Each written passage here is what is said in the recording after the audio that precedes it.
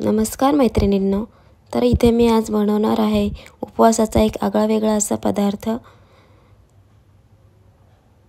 जर का तुम्ही रात्री साबुदाणा भिजवायचे विसरला असाल तर सकाळी ताबडतोब इन्स्टंट असा काहीतरी आगळा वेगळा पदार्थ तुम्ही बनवू शकता। तर इथे मी त्यासाठी लागणार आहे एक बटाटा मी सोलून आणि त्याचे बारीक अशा फोडी करून घेणार आहे।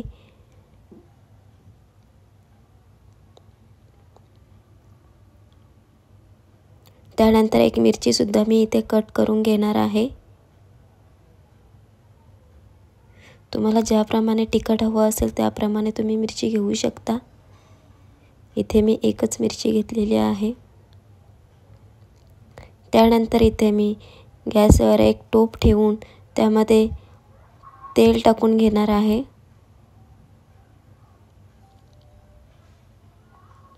त्यानंतर त्यामध्ये शेंगदाणे फ्राय करून घेणार आहे।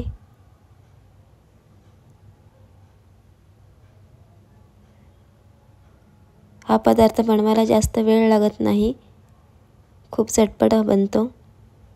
त्यानंतर त्यामध्ये मी शेंगदाणे भाजून घेतल्यानंतर त्यामध्ये टाकलेलं आहे मी जिरं, त्यानंतर टाकलेली आहे आपली हिरवी मिरची, त्यानंतर बटाटा स्वच्छ धुवून तो सुद्धा मी यामध्ये टाकून घेतलेला आहे आणि व्यवस्थित असं शिजवून घ्यायचं आहे। झाकण ठेवून टोपावर व्यवस्थित असं हे सर्व शिजवून घ्यायचं आहे। बटाटा हा अगदीच 2 ते 3 मिनिटांमध्ये शिजला जातो। त्यानंतर त्यामध्ये चवीनुसार मीठ टाकून घ्यायचं आहे। त्यानंतर मी इथे टाकलेला आहे चिली फ्लेक्स।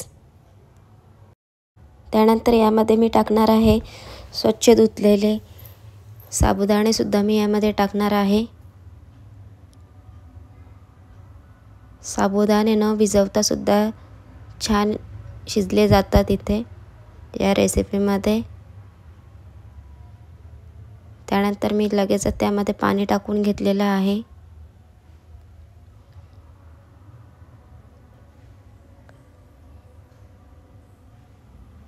त्यानंतर 5 ते 7 मिनिटांसाठी उकळू द्यायचा आहे। तर अशा पद्धतीने आपला हा पदार्थ रेडी झालेला आहे। तुम्हाला हवं असेल तर तुम्ही यामध्ये भाजलेल्या शेंगदाण्याचा कूट सुद्धा टाकू शकता।